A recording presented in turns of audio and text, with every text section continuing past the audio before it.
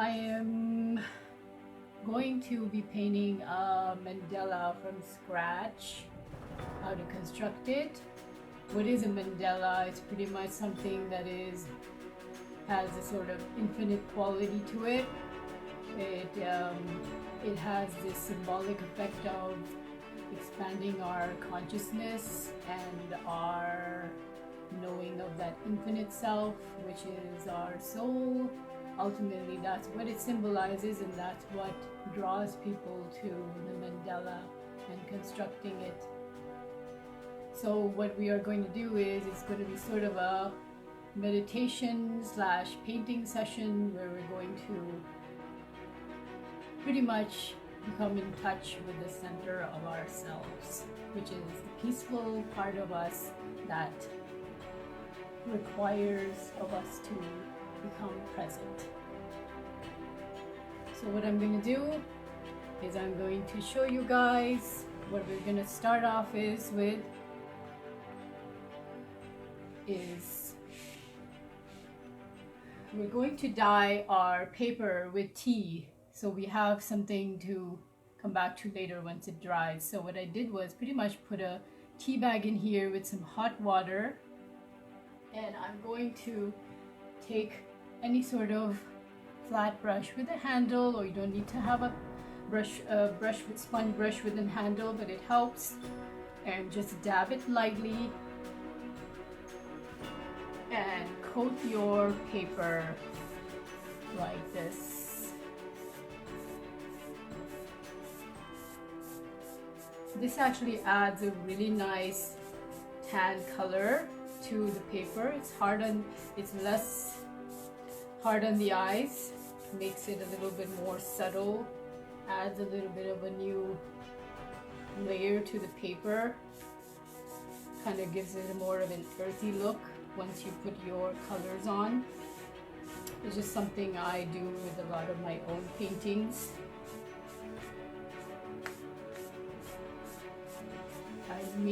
I actually tea dye them beforehand quite often. And sometimes what I do is I'll do the tea dye and then I'll take a very watered down pigment of some sort of paint and I'll go over the tea dye just to create another layer of another color sometimes. So that's pretty much done. It's like a tan color, and I'm gonna let that dry on the side while I construct the pattern. What I'm gonna do next is I'm going to pull out hopefully whoever is participating has tracing paper. All these materials can be found at the craft store. This is the tracing paper. What else you need is carbon paper like this. It is what you will be using to trace the pattern onto your watercolor paper. If you don't have watercolor paper, is also fine. Any sort of letter size will work since the motif will fit that.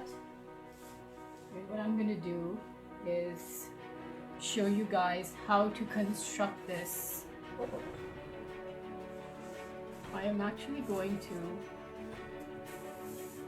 What helps is if you have, for future tips, if you have a sort of graph paper to put underneath your tracing paper, it really kind of allows you to see where your straight lines are and makes your pattern more symmetrical rather than having to draw them yourself. So just kind of, if you even tape it in the back of your tracing paper, it helps. And what I'm going to do is I'm going to draw a Shams motif from scratch. I'm going to show you a very basic pattern that you can do by yourself as a beginner.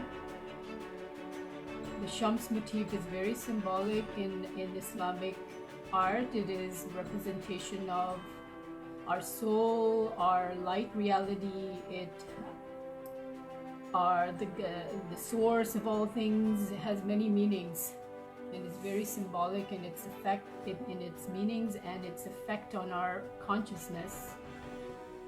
So hopefully you can see this. I am going to actually trace it again with my black so it's a little more clear. So I'm pretty much drawing a circle in the middle, and I'm doing a 4-leaf flower here, pretty much like heart.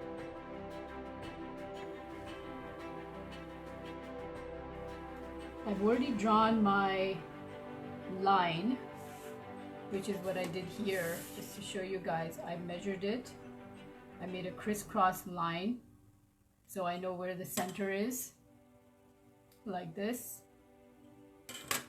And I'm just following it very symmetrically as best as I can. I am going to draw 4 leaves within it, like this.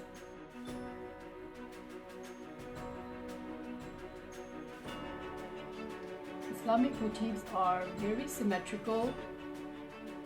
They're very mirror image-like, very holographic in their nature. Hopefully you guys can see that. So what I'm going to do next is actually what you want to do, I'm going to put this aside so you guys can see what I've already drawn. And I'm going to outline it so you can see it better if you want to follow, since the pencil seems to be kind of disappearing in the light. So I'm going to draw this flower here for you guys again. It's a four petal flower, like that, in the middle of my crisscross lines. I'll draw it here for you guys again, just so you have time to do it yourself.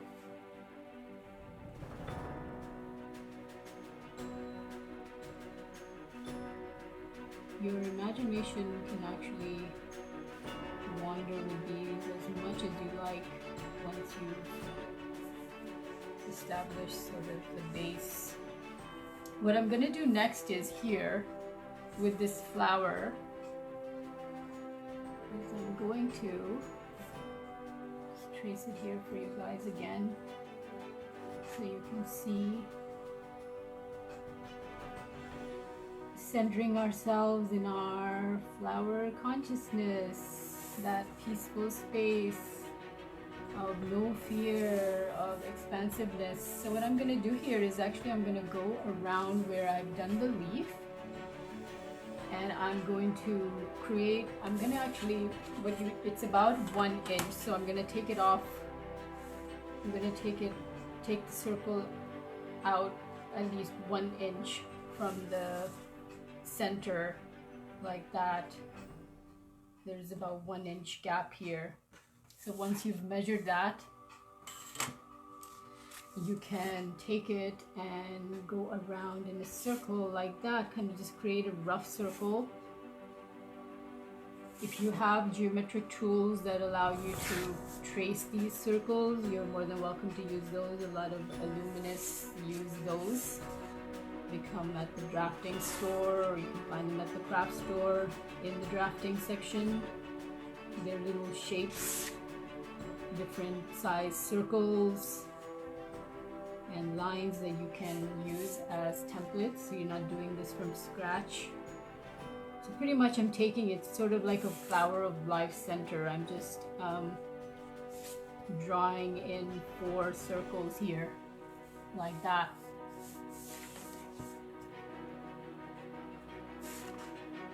As accurately as I can, since I'm not using any geometric tools, sort of trying to make it more DIY, whatever you have at home, like that.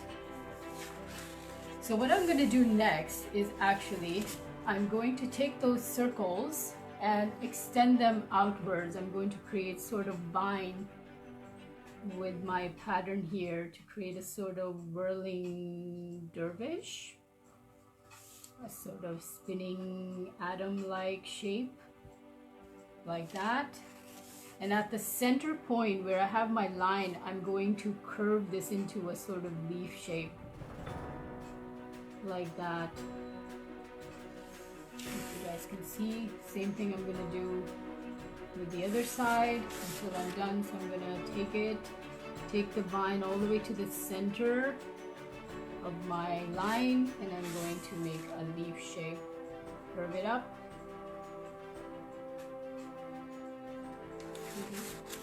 I've already drawn this with pencil, so just to let you guys be able to see it better, I'm actually tracing it with the Sharpie so it's more visible.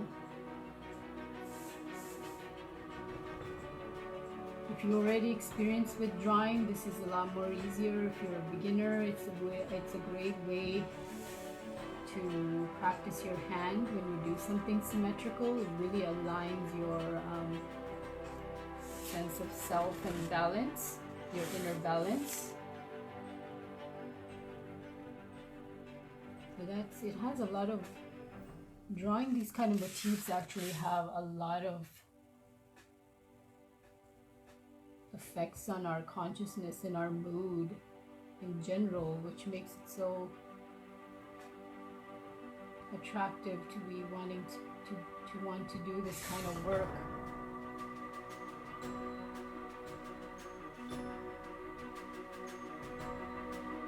The geometry, a lot mixed with the floral patterns, is very therapeutic to the soul. So I've done that. I've drawn my center, which is I'm going to use in the middle of my mandala. What I'm going to do next is I'm going to take another piece of paper. Where is my paper?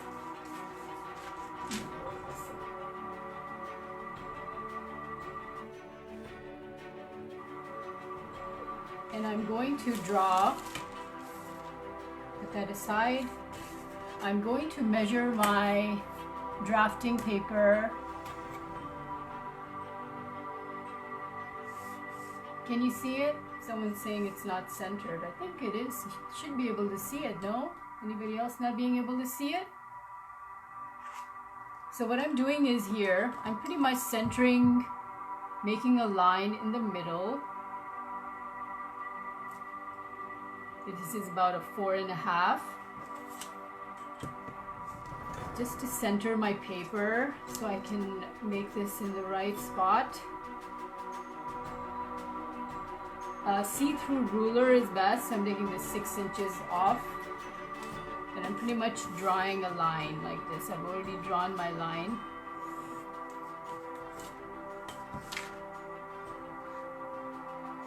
Like this. And I'm going to take a protractor like this. If you have one, this is a very handy tool. You can also use a compass, but in this case, this is just a lot easier for people who are very beginners with the geometrical sorts of motifs. So I'm just going to take it and I'm going to go around in a circle like this.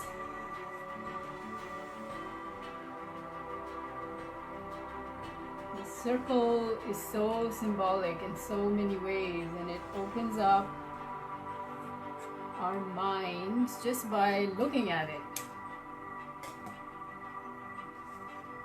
So I've done that, and what I'm going to do next is draw. I'm going to extend my lines out like this so I know where to align my sun rays. You can also take a protractor, like you can take your protractor and actually center it so you're creating a sort of, you can make some more lines here where you're centering it. If you know how to use this, you pretty much take it and you center, because you're going to be putting your sun rays in these. So we're going to make so we can see them.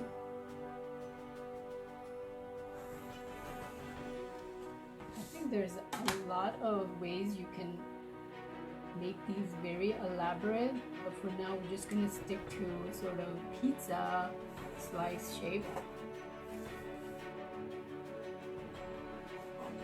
like that. And what I'm gonna do next, hopefully you guys can see what I did here. What I'm gonna do is I'm going to actually draw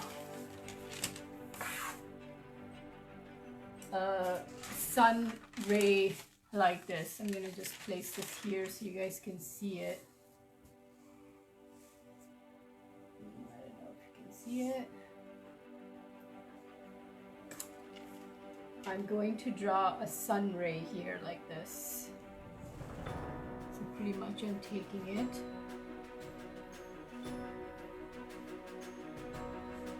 And I'm making a sort of loop and another loop and another loop. You can also take your graph paper if you're not very experienced and align the lines like this and draw your sun rays and pretty much take it like this and curve it a little bit so you know that's something to join with your circle. Next, I'm actually going to show you guys on my paper here. So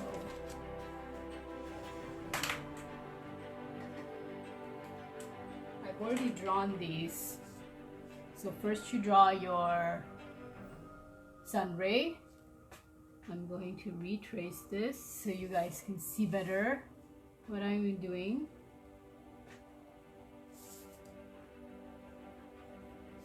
To get a good flow in your hand movements, it's always nice to stay present as much as possible.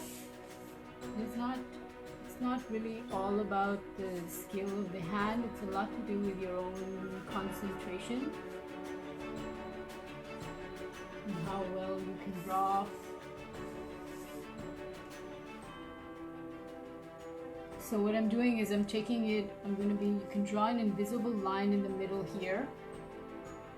And you're going to pretty much see if I draw a line here, just so you guys can see.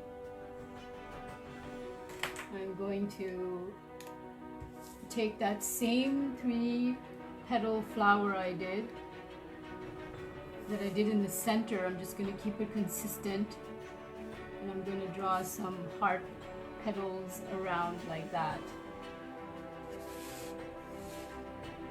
So once I've done the heart petals, just trace it here again to show you guys.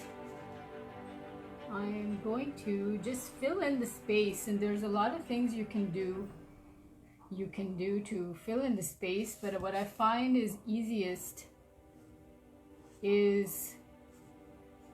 are circles and swirly things. So if you add a circle there and you kind of curve and add a circle like that, and you add another circle like that, just to fill in the space.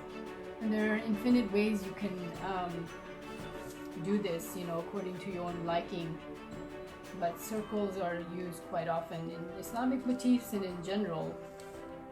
So what I'm going to do next is actually, I'm going to draw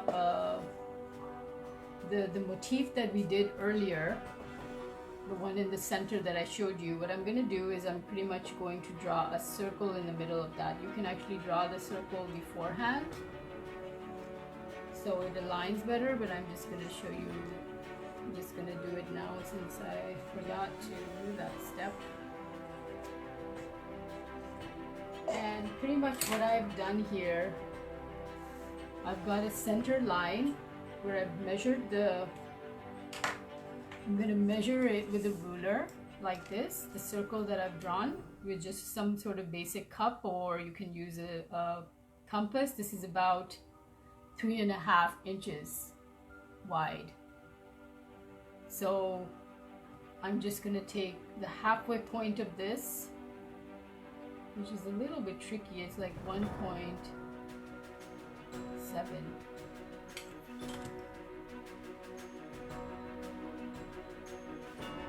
Since it's 3.5 inches, whatever that is, the half of that, I'm just going to run it through the center. I'm going to draw a line like this, crisscross again, so I know where the center is. This is something I've already done, but I'm just going to show you guys here,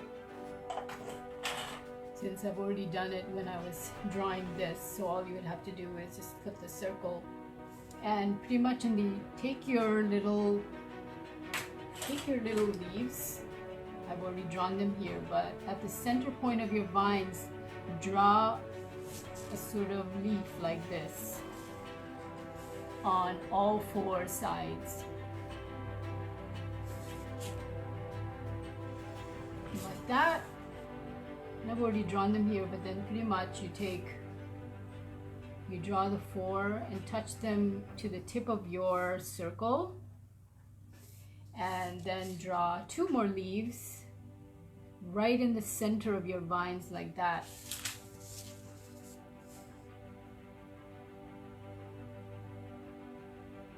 Like that. Very symmetrical. You want to keep it as symmetrical as you can. Another tip is, if you cannot make them the same, you can also make the leaves beforehand and then trace them one by one. That's another method that I always use. So what I do is I'll draw one vine and then I'll trace it so it's exactly the same, rather than roughly drawing it the way I am showing you here. So once you've got your motifs, what you're going to do is you're going to grab that dry tea dye paper that we've already painted. Watercolor works best, or whatever you have is okay, but this is about a 12 by 12 sheet. You can also use an 11 by 11 or a letter size, but we're gonna preferably use something square here since we're doing a round motif. So what I'm gonna do is actually take my circle that I've drawn here,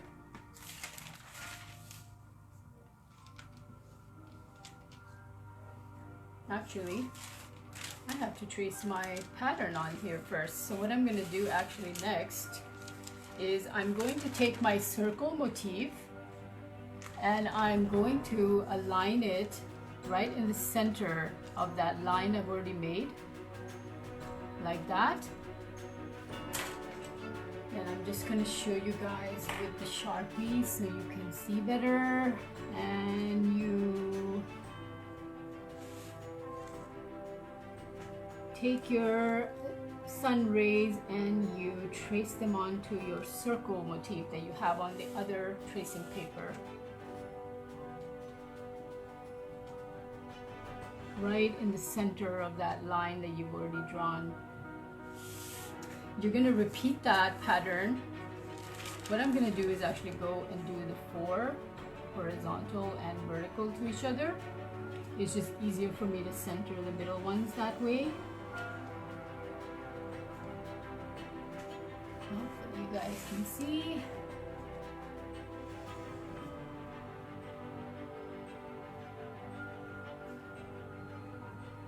Like that. So I'm going around in a circle, expanding my sun rays. And you can even take this as a meditative exercise, you know, visualize yourself as this sun. If you're in a stressful mood, it's just a nice way to realign you with your own light that sometimes we forget that we are light. The busyness and the illusions of our 3D world misaligns us a lot of times from who we really are, and the sun is really a good symbolic reference to who we really are. So what I'm going to do is I'm going to take my sun rays the same center. I'm going to center it where my line was. In this case, my line is not centered. I'm just going to roughly do it just by eyeballing it like that. I have to do a better job with centering it. So I'm pretty much tracing my sun rays now around this. Just pretty much try to align it as best as you can. See, I'm already feeling better just drawing this sun.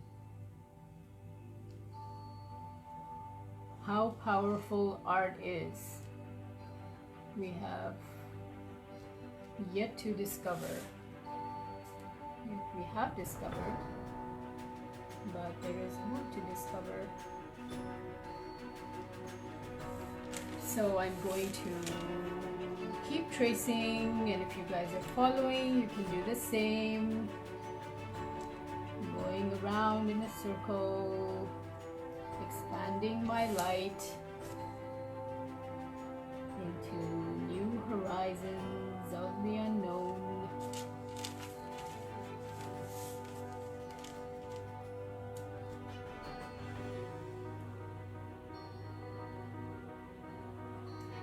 Expanding my knowing of my star reality that we all possess within. So I've done that. Looks pretty nice. And I'm going to take my center motif that I've done right here, and I'm going to put it in the center like this. And I'm going to retrace this. Actually, what I'm going to do is I'm going to ignore the round circle that I made with my cup earlier. I'm going to ignore that. That is just a reference point for me to make the motif itself, but sometimes you can erase those lines that you've drawn as templates. So pretty much I'm just going to go and trace my center motif right in the center. It's easier to be able to tape it if you have tape, just to so it doesn't move. In this case I'm just holding it down, but preferably you want to tape it so it's more secure. And I'm pretty much going around in a circle, retracing, kind of moving back into my center again.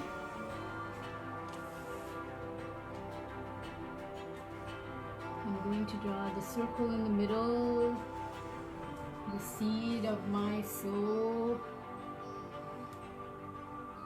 and continue with my pattern around like this. There are a lot of repetitive steps within the practice of Islamic art. I think it's continuously kind of bringing us back to that same moment, kind of like nature does. So it's really aligning us with that nature, that natural way of being that's within us, really. That's the unconscious, the conscious effect that Islamic art actually does have on us, which makes it so soothing.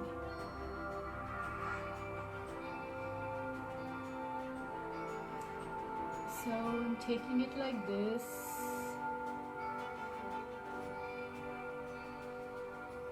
And I'm retracing it all the way around.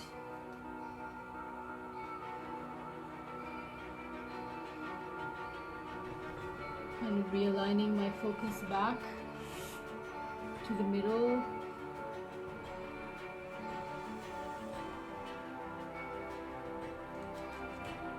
Like that. Draw your leaves this way. It's quite roughly done, but you get the point.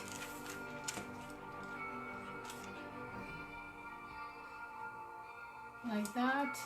Just to see, give you a little second to look at that while I lower this. There we go.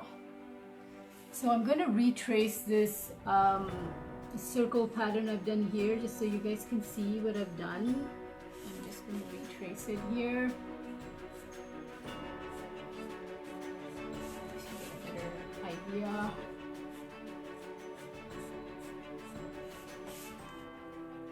It's not something you have to be doing. I'm just doing it so you guys can see better what I am drawing. I will be posting the basic template in the actual comments that you can look at and possibly print even for later if you guys want. But for now, I am actually just going to keep going here. So once you've got that, what you want to do is now take that motif that you've drawn in the middle, the flower motif in the middle of your race, and you're just going to trace it onto your, actually into your race.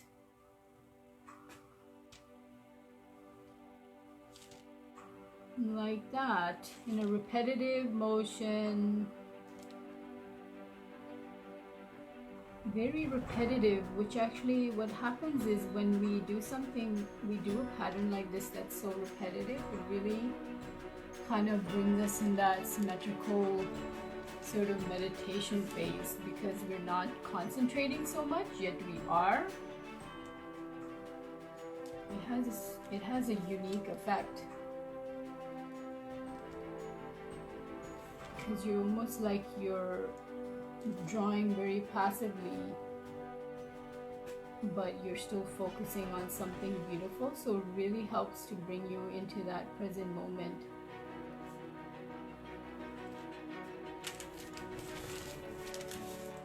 So I'm just going and drawing this within my sun rays like that.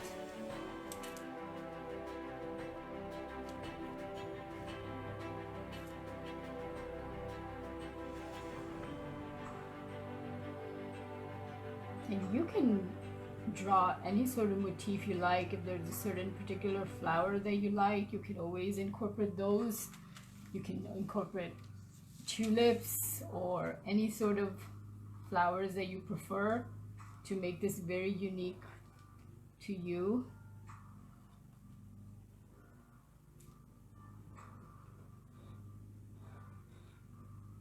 But pretty much you can take inspiration from flowers of nature, and the only difference is that you're making them into very abstract symmetrical forms. There's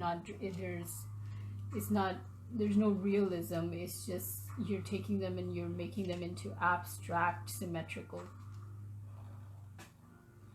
shapes.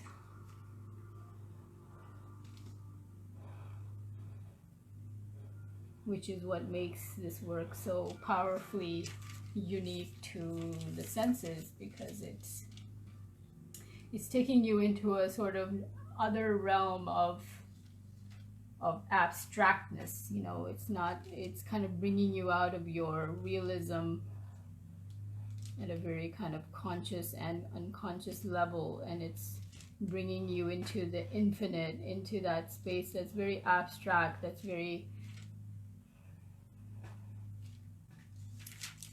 kind of in that dreamlike, impossible realm that you would not typically go into. So it has a very expanding nature. So you could actually call this work very abstract, yet very symmetrical at the same time, which is kind of the best of both worlds. So I'm almost done here. I'm just tracing my flower into these.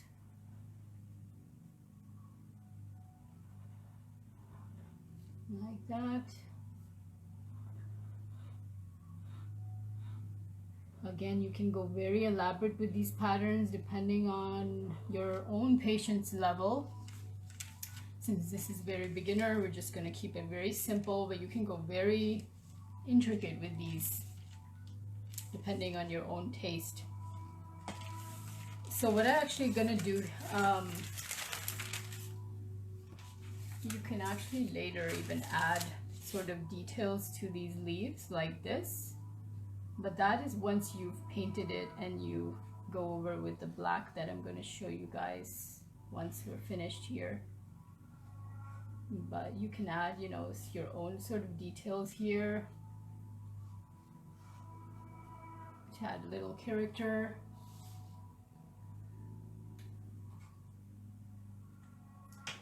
So once I've laid that out, my pattern, I am going to take my, where's my other pattern that I've already drawn? I can't seem to find it.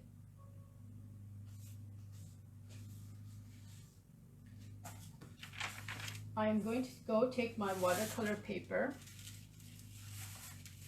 bring that back, and I'm going to center my motif on there like this. I'm going to take a sort of tape, some sort of gentle removable tape that won't damage your paper once you're done, and you just pretty much center it in the middle. In this case, it's fitting exactly. So I'm just going to place it without measuring my watercolor paper. I'm just going to place it like that. I'm just going to gently dab it, and I'm going to take my tracing paper. If you don't have tracing paper, there is another method that you can use. It's pretty much you take a sort of you take a soft pencil. In this case, my pencil is missing, but you take a soft pencil and you kind of darken it with your pencil like this, and go over your whole pattern. And what you can do is then you flip your pattern over, and you take a sort of any sort of smooth stone that you might have lying around. This is just another option. In this case, I have this agate burnisher that I use. You flip it over. You can also use another stone like this, like a jade, or any sort of smooth stone will work. Even a spoon, the back of a metal spoon will work.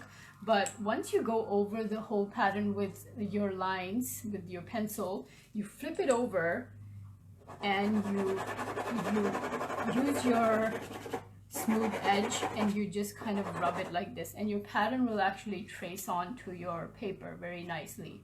And that's just another way of doing it, of transferring your pattern to your paper. But I like actually using the carbon paper because I get more of a clearer look. Just something I prefer. But when you're doing some sort of repetitive patterns, it does help to just be able to trace one pattern and then just kind of burnish it onto your paper. That's another faster method. So what I'm going to do is I'm going to take my pencil, since hopefully it's dark enough. See, my pencil is actually not dark enough. So what I'm going to do is use a pen, since it applies better pressure. So I'm going to take my pen and I'm going to put what I've done is I've placed the black side of the carbon paper down onto my paper, which is what is going to transfer onto the paper. So you don't want the carbon paper to be facing the other way. You want it to be facing the right way. And that is towards the actual paper that you're tracing on. And I'm going to go and I'm going to trace my pattern all the way around like this. In this case, since I've already drawn it black, I can also take, another tip is you can also take another sort of color, so you know what you're actually tracing. So you don't have this mystery of what you've traced and what you've not traced. It kind of shows. And go over the whole pattern again. In this case, since it's such a simple pattern, we're just going to do it repetitively, one by one. And what you're going to find is it's going to trace onto your watercolor paper like that, and you want to repeat that until you're done, kind of with some gentle enough pressure where it's actually transferring, and you're just gonna go into your rays again. In this case, I'm actually tracing it again since I've done it in black already, so it's kind of, I'm doing another step that I not really typically would do in terms of tracing the pattern. I'm doing this quite roughly, otherwise I would be a little bit slower in tracing these.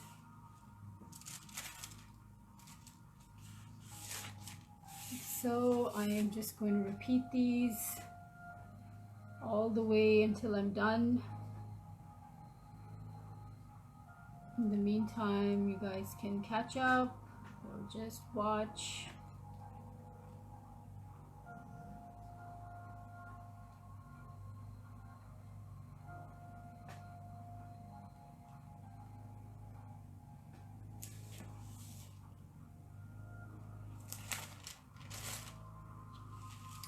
Islamic motifs are really actually inspired by nature and in general this unseen realm, the ones that we can look under a microscope, like snowflakes, the patterns within snowflakes, the patterns within the centers of flowers, the actual flowers. It has a very magnificent effect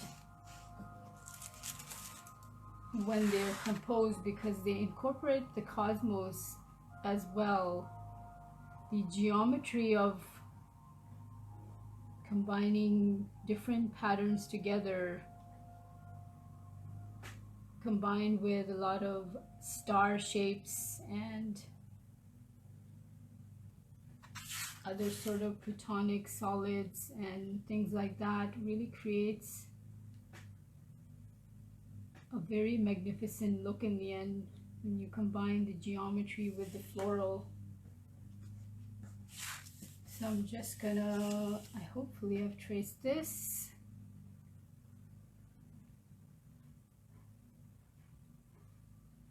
Just gonna go around, finish this up.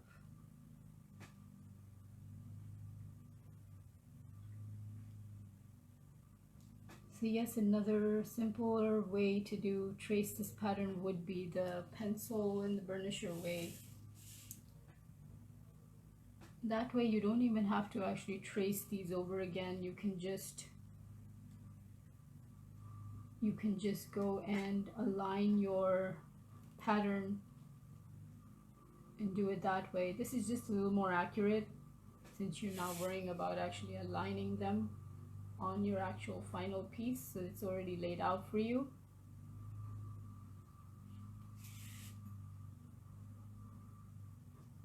I don't know how many of you have tried Islamic pattern work, but it is a lot of fun if it's your type of thing. And one more one here.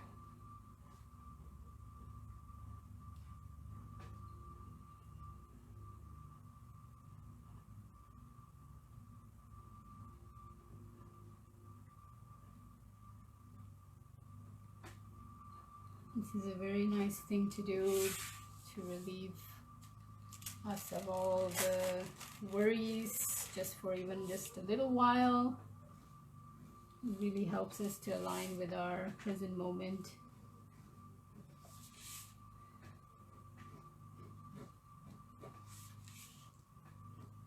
And stress is sort of relieved when we bring ourselves back in this present moment, right? Mandala has that effect, because a lot of our stress is actually created by us either worrying about the past or worrying about the future, yet we're not really living in the moment,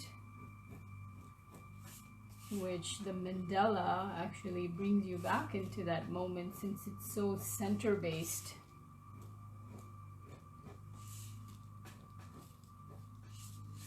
It has that visual effect.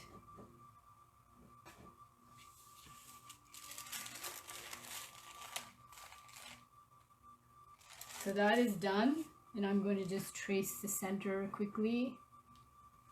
You want to apply enough pressure so it's actually transferring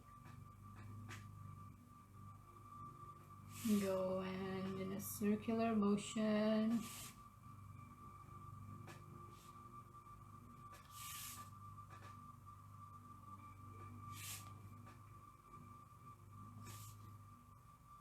There are a lot of snowflake patterns that also you can get inspiration from. I really like the symmetry mixed with the geometry and the flowy lines with snowflake patterns. They're actually very interesting to look at. And you can actually even just do any sort of motif that you want in the middle that you got inspiration from nature itself. May it be flowers or snowflakes or whatever. So I'm almost done here. I'm just tracing this.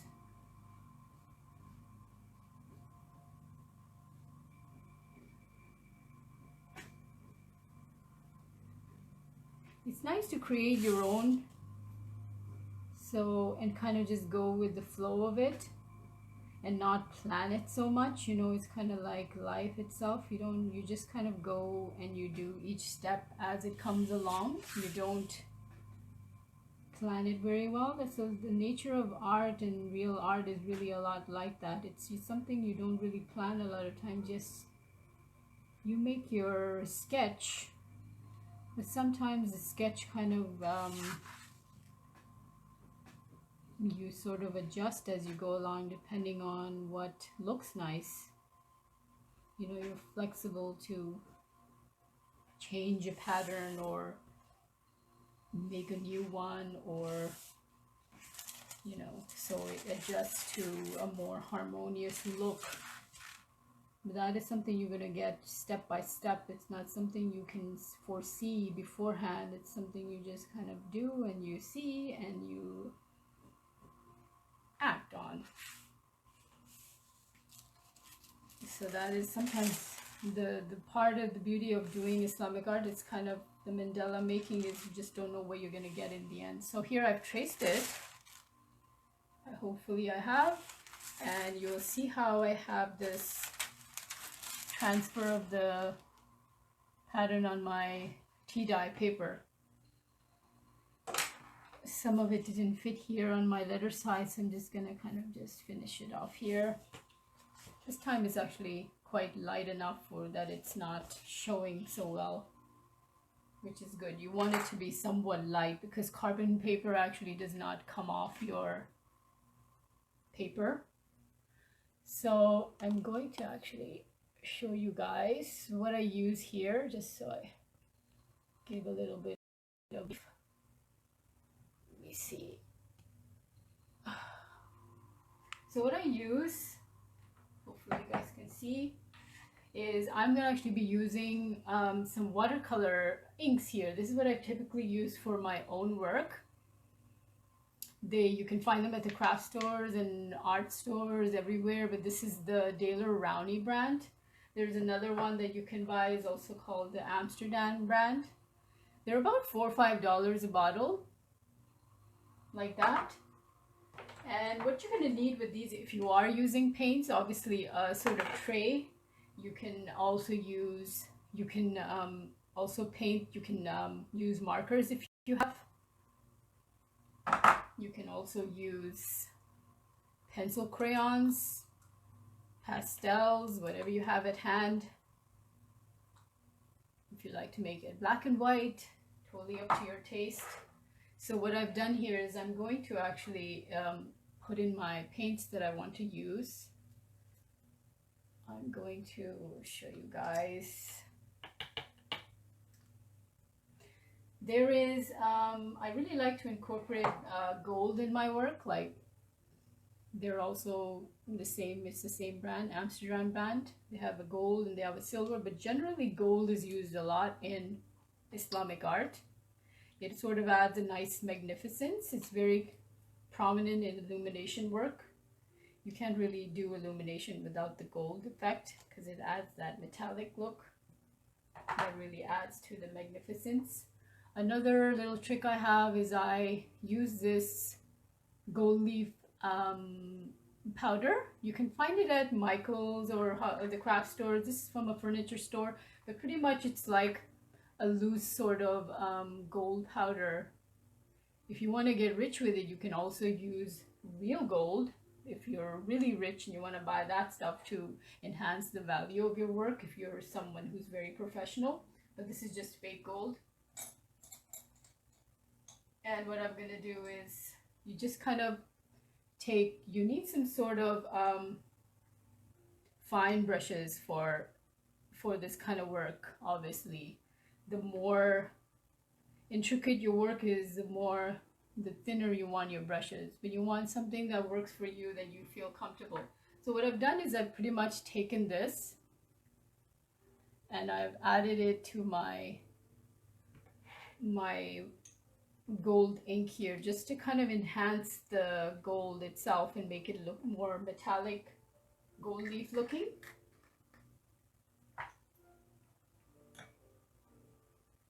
And I'm going to incorporate a green here. You guys can choose whatever colors you want. I'm going to use a bright green here. I actually use very bright colors for my own work. I don't like to work with natural pigments. I like the bold effect that they have on the work. But I do dilute them a lot. So you need some sort of water. And what you do is I'm going to do this here actually. You just kind of dilute them a little bit so they're not so strong. Dilute them like that. I'm going to be using, I like this Master's Touch brand of paintbrushes. They're very nice. They've got a lot of sort of wider nib so your hands don't get too tired when you're using them. So what I'm going to do is I'm going to go back to my paper and I'm going to paint this now in sort of gentle strokes. I'm going to work with my flowers first. I'm going to actually paint my center here first, my little heart-shaped petals. Kind of bring me back into my heart center. It's a nice symbolism for that. Kind of bringing me back to my center of my heart, not my mind. And just paint this like this.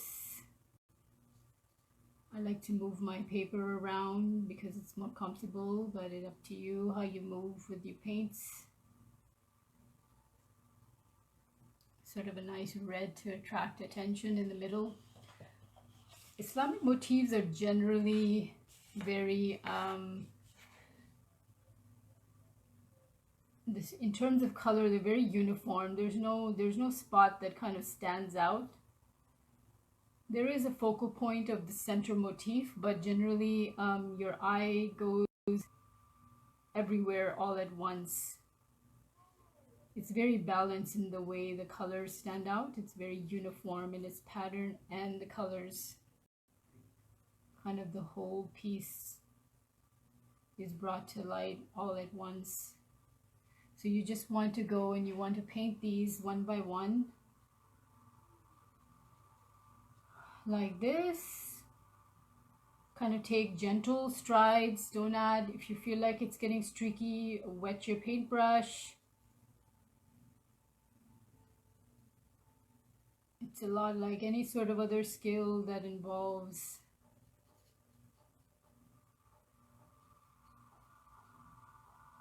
painting, like putting makeup or whatever. It's just it's a lot to do with your hand movement, you know, how well you're able to harmoniously move your hand, but it's a lot to do with your tools as well. It's kind of a nice balance of the two. If you have a bad paintbrush but you have nice materials and a good hand, you're still going to get a bad effect because your tool is not right in the first place. So you just kind of go and you repeat the same color that you are painting, and you kind of just, whatever you're doing of that same color, you just kind of paint everything if you can. It's not necessary, but it just makes the job easier, so you're not going back and washing your paintbrush. And so I generally like to stick with the same color and just do it everywhere that I want. It's just a faster way. In this sense, I'm just keeping it very consistent with the center, so I'm just want it to look very balanced and uniform. And painting is, it's a lot like, this. It's a lot like dancing. It's like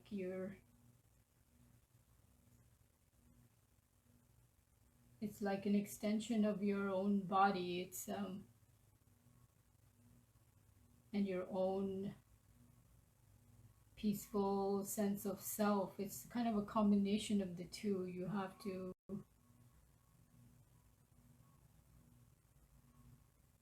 align with all that is that is harmony within you, which creates the nice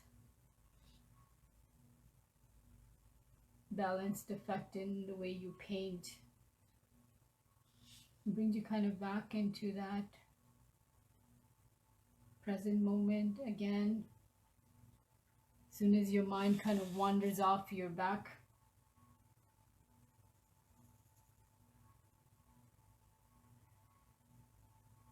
And just paint your flowers like this. See how the tea dye actually adds such a nice richness to the actual pigments, because it adds a sort of nice layer of kind of like an earthy layer almost. So I've done the flowers. Look pretty nice. I'm just gonna wash my paintbrush, and I'm going to go and do my leaves quickly here.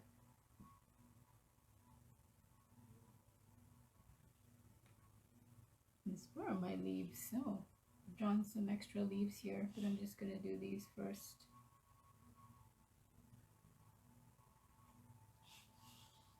And I got a little bit green in my petal that I don't want. If you find the paint is bleeding a little too much, then add a little bit more paint. In this case, it is bleeding a little too much. Mix it in there.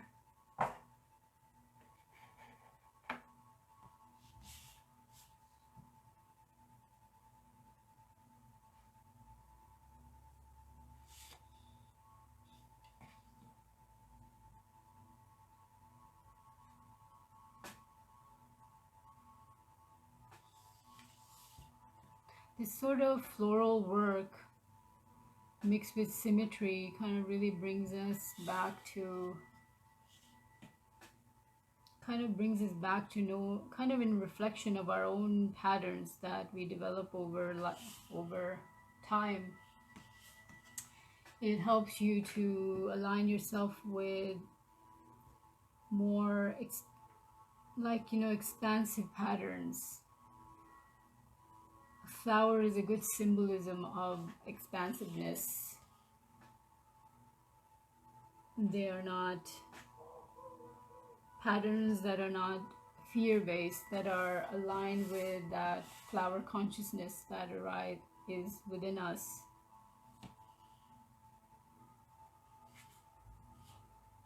So there's my green, my leaves, and the colors themselves have effects on us. Gold, my favorite. I'm going to just kind of go and dab. I'm going to go and paint the centers of my flowers with this gold.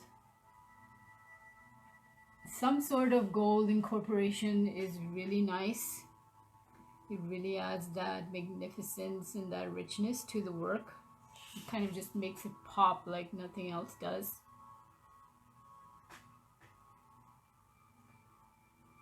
especially if you want to make your work look a lot more valuable. It is a very nice tool, very nice metal slash color. Yet gold has so much association with alchemy, you know, the alchemy of our selves. It really is a nice color to focus on, because it really aligns us with that knowing of that gold within us that is left unpolished. A lot of times requires polishing, and to bring out that brilliance requires training. This is symbolic of our regular spiritual lives. I really like to combine the concepts of art and spirituality together. It's something I really love doing. I think they're very linked together in a lot of ways. My work in general is very spiritual based.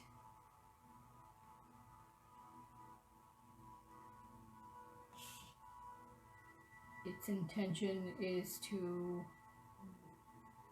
remind you of your own spiritual self, your own sun reality, your own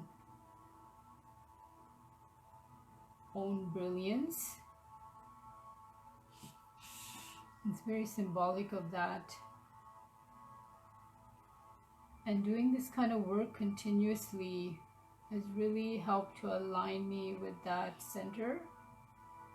It has kind of formed a sense of my main form of worship has become this, since it's so centered around spirituality.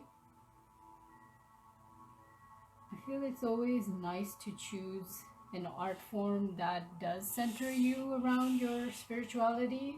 Islamic art really does that well. I think it really supersedes in a lot of ways.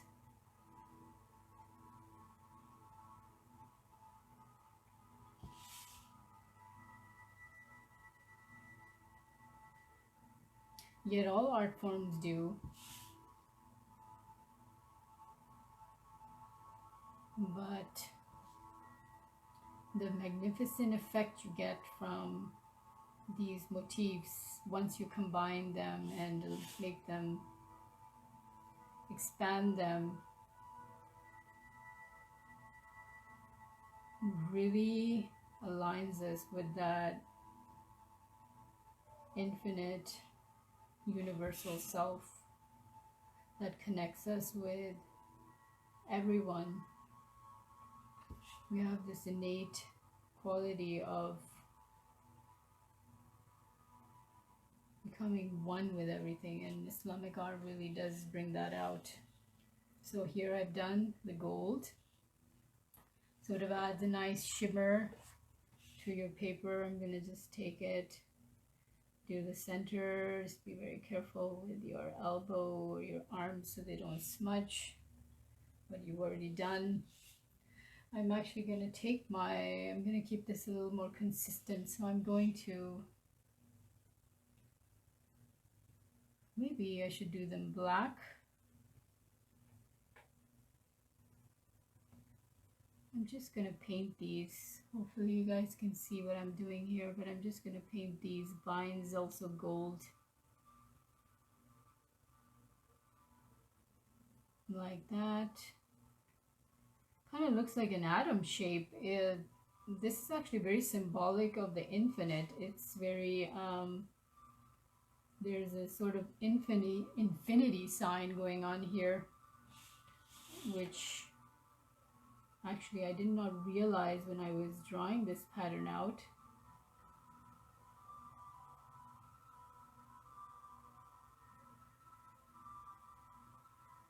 So it's a very nice symbol of the infinite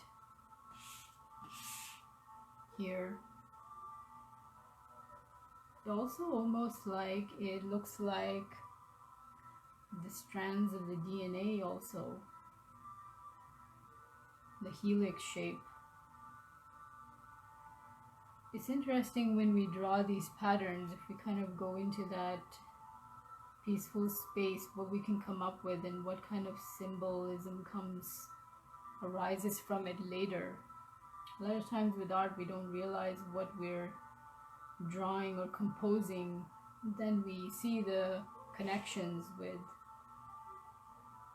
ourselves and what our soul is trying to express to us. A lot of it comes out on paper, yet it wouldn't come out in any sort of other way if we did not put it on paper. And the visual is very powerful.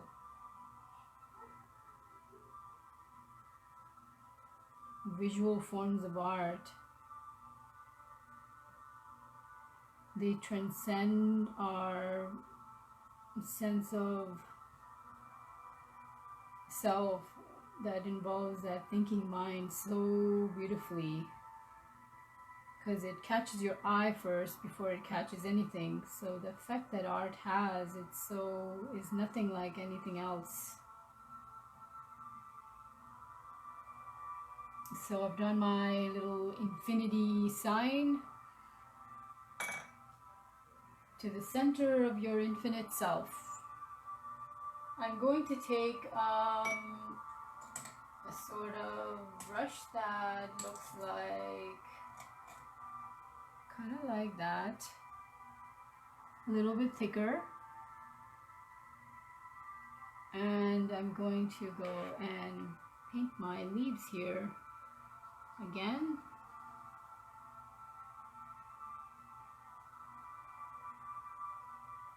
You can actually even make make this motif in the middle very star-like. But since I've painted flowers, I'm making them into leaves. But what you could actually do is even make them very pointy, so it almost looks like a star within a star.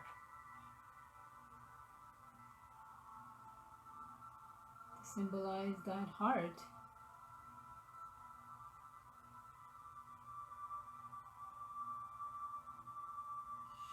It's going, and I'm painting my leaves.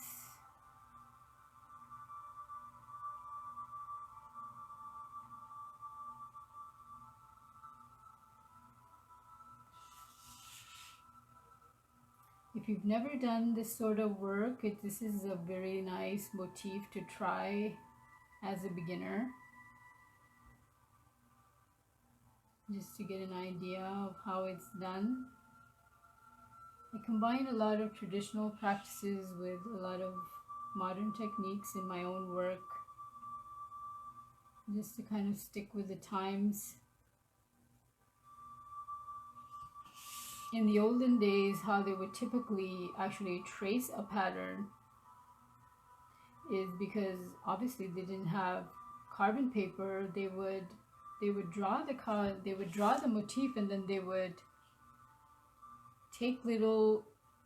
poke little holes into the motif, into the lines of the motif, tiny little holes, and then they would take a sort of carbon powder that used to come in loose back then, and they would go over the little holes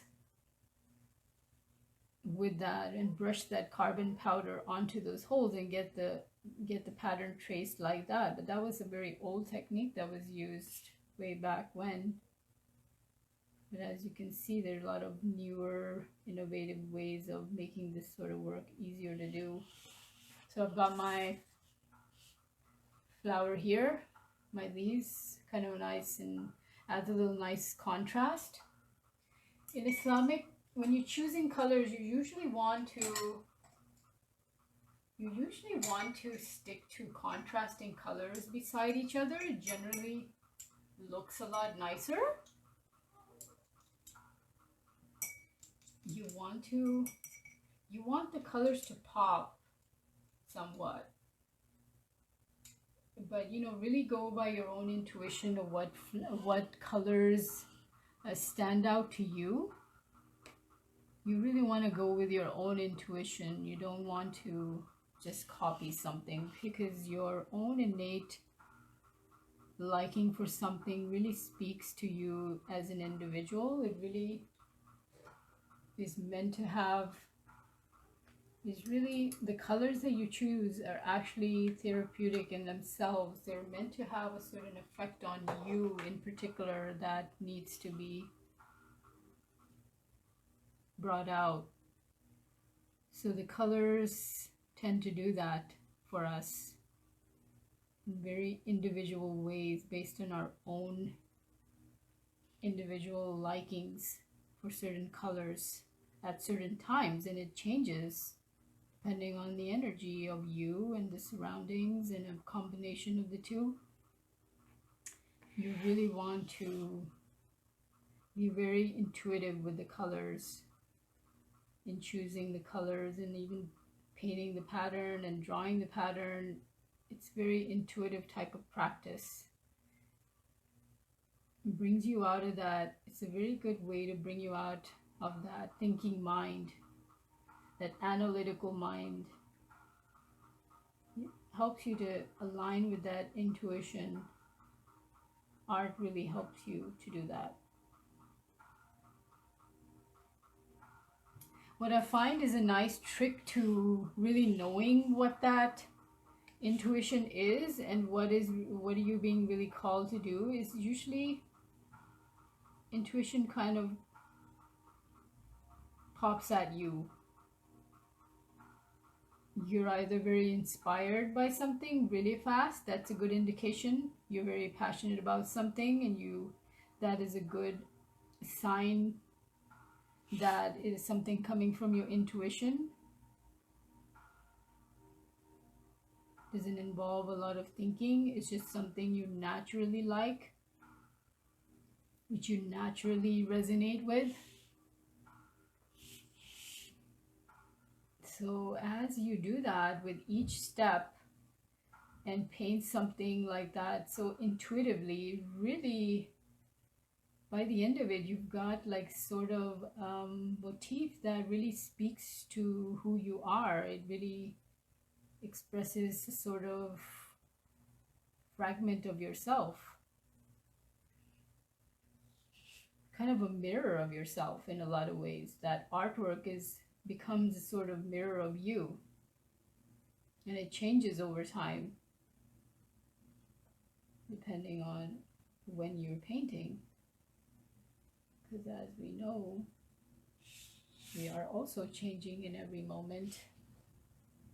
Yet it is a nice gift to be able to align with knowing yourself for just a brief moment while you paint this, and see what really kind of beauty comes out of you.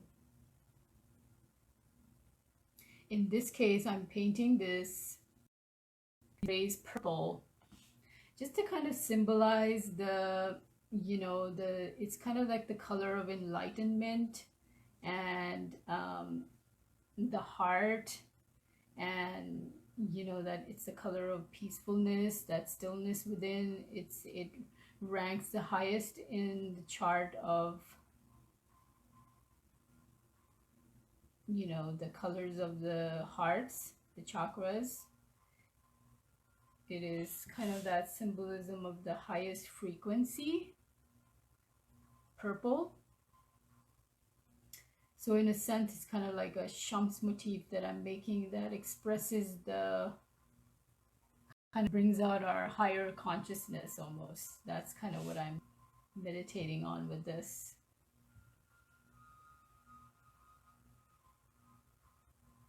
Just to kind of help me align it within myself, because these symbolisms actually have very powerful effect on our psyche as you paint them, and the fact that you are focusing on them really brings out, when you focus on something, the more of it you get. As simple as that. And art is a great tool to focus on something you want. In this case, higher consciousness, more peacefulness,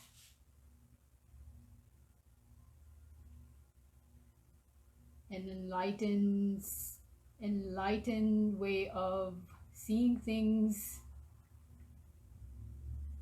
Depending on your own creativity, you can interpret it in so many ways. There's no limit. That's the thing about art in general and the nature of Islamic art. It's like it has this quality of limitlessness, you know. It's like it has this expansive quality. There's no limit to what you can interpret it as.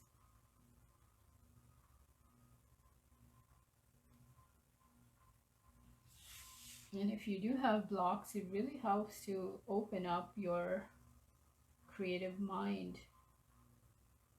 Just the symmetry and the focus on florals does kind of the same effect that looking at flowers does. You know, it's just you're bringing it onto paper and you're drawing it yourself, but I mean, the same concept. It's the same idea.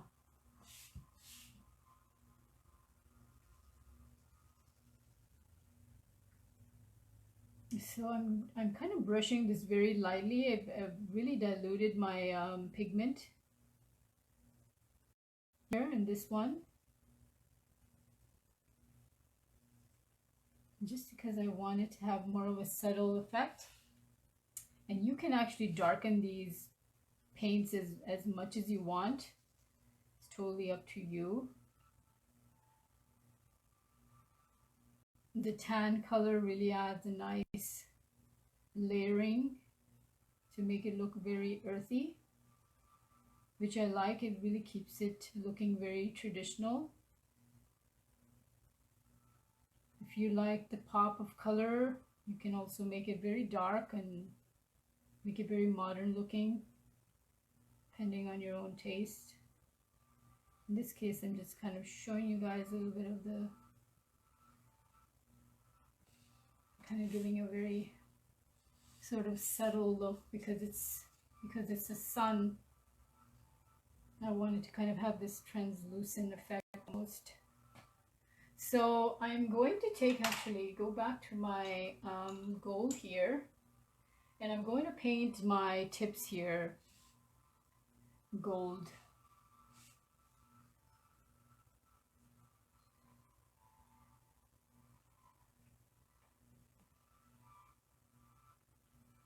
Like that.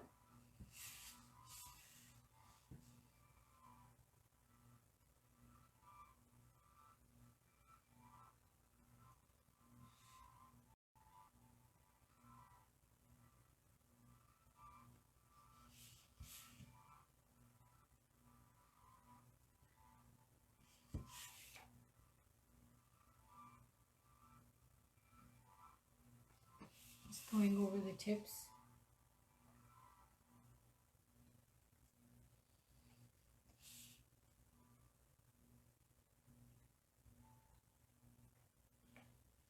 You can also incorporate,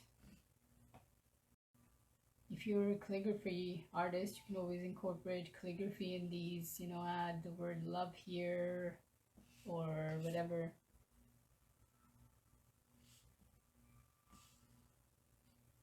Oh, I'm missing one here. Actually, what I'm going to do, I did not draw it in, but what I would do here is add a little bit of a border. I've not drawn it, but I would typically draw it. I would take this and I would go over, create a sort of border here with my gold, just to make it looking more prominent.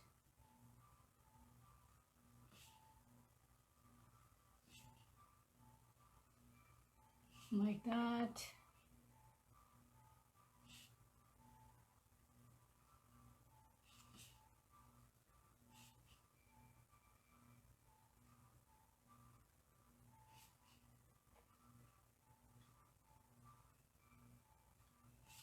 going up and just painting it like in a circle, just kind of following my line. You can actually use a compass and you can draw a line within this, so you've got a nice exact looking border. In this case, I'm just doing it very roughly. I am going to take a little bit more of my gold paint here and dab it back to my gold powder. This comes in a lot of different shades. In this case, I'm using light gold. It's called pale gold. But if you want a more of a richer flavor, richer look, you can also use antique gold. Is something I really like using depending on what I'm painting. I will choose depending on the effect I want. I want it to have a more of a richer look, I will use antique gold. If I want to have more of a subtle look, I'll use pale gold. All up to you.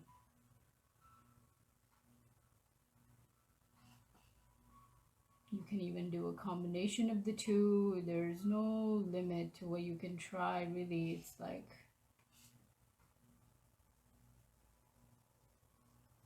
whatever you intuitively are inspired to do, I think that is what you should do.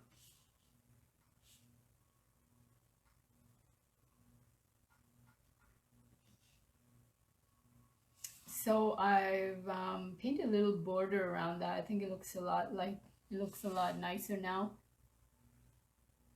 And the last step I'm actually going to do, you are more than welcome to expand the pattern if you like. I'm going to leave it up to you guys to want to expand this. But what I actually can do, just to show you guys what else you could do with this, is you can add sort of like lines here. If my paper is dry enough, kind of going like that, you know, like little rays that extend outwards, just to make your pattern more elaborate. I think, can you guys see what I'm doing? So what I'm doing is I'm just kind of extending the lines outwards here in my sun ray. And this is something you'll find in snowflakes, obviously, but you'll find this a lot in Islamic motifs, these sort of line extensions. And they add such a nice kind of brilliance to the final motif. And this is something you can do on your actual sketch. I'm just showing you what I'm doing, just kind of showing you how to expand the pattern. That's the beauty of mandalas and this sort of work, is that you can expand it according to whatever you want, and you can go bigger with these. If you have a bigger size piece of paper, you can expand them further. So actually what I have done here is, if I actually measure these, I didn't measure them, but I would say I would take it out 2 inches, right? I'm taking them out 2 inches out, making it very symmetrical. So I'm just going and checking on my symmetry. There we go, 2 inches out. How many rays are on here? 1, 2, 3, 4, 5, 6, 7, 8. This is actually an 8-ray shams, which is actually really powerful because it's got an 8 in the middle as well. It's like a 8 going on in terms of its frequency so prominently. So I've taken that, I've done it 2 inches, I've made little lines, and I'm going to actually draw these little triangles on the top, sort of like sort of like a snowflake pattern, right? You can also make them, you don't have to make triangles, you can even round them like these are, like this. And I'm just gonna kind of go roughly and draw these. This is something I would do on my actual tracing paper and then apply this, but I'm just showing you guys how you could possibly expand this pattern as much as you want if you so choose.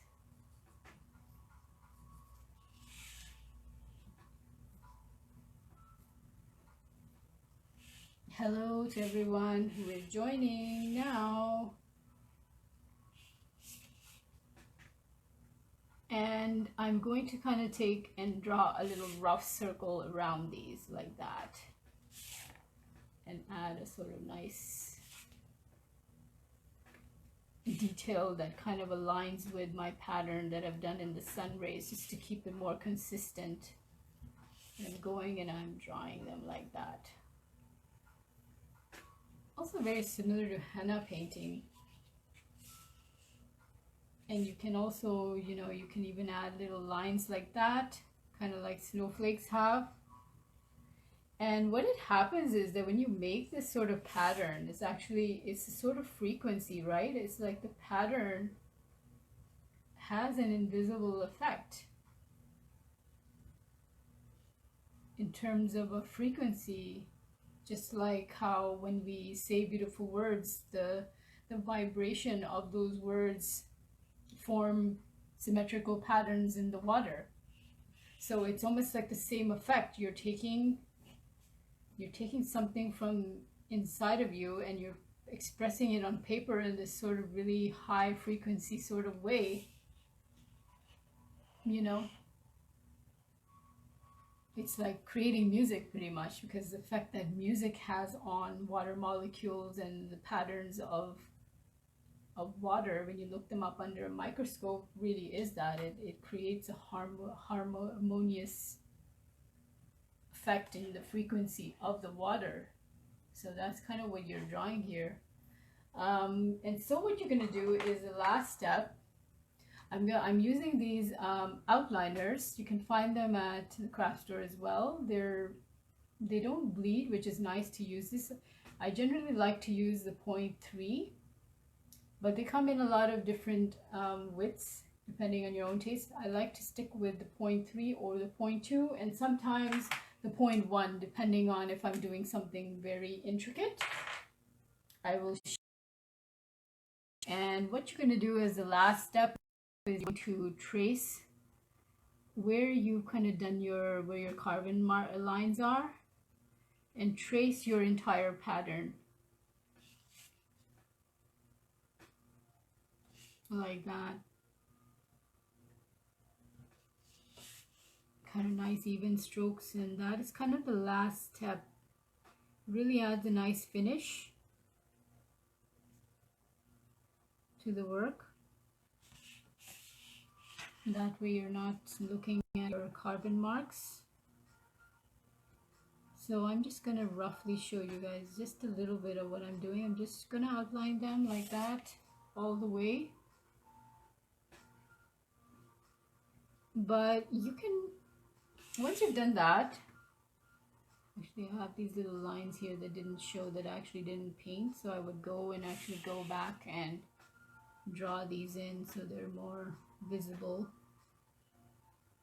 and trace it as well as you can. This might take a little practice to get it very even. It's outlining is a skill in its own, requires quite a steady hand, but it's good practice.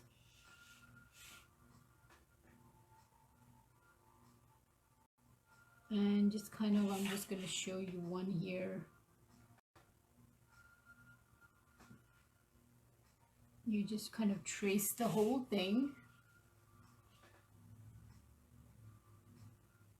like that.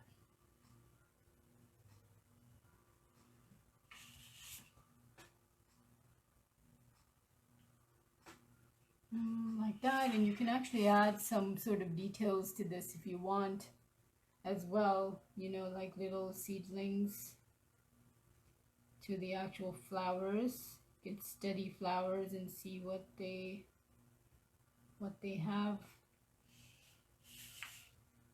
This is a very abstract form of flowers.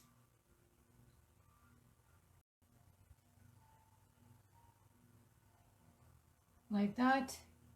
And you can even add sort of things in the middle like this, how I did in my tracing earlier, where you're adding lines like that.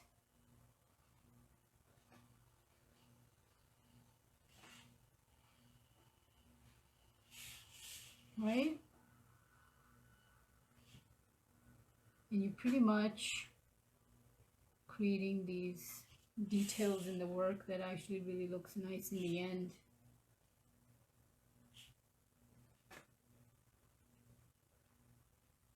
You can also add the same little seedlings in the center, keep it consistent.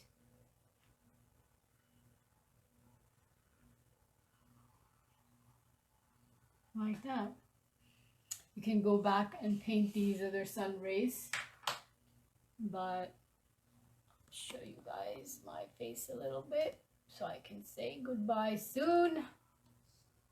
So I hopefully you guys tried it, whoever did, or you'll try it later. The live broadcast actually will stay on, so you can go back to it and refer to it. But that's about it. I think you guys can see it, what I've done right here. You can kind of see my work in the back here. I've done a lot of different sort of motifs. I personally combine artwork, arabesque motifs, and calligraphy together in a nice sort of balanced way. It's just my style.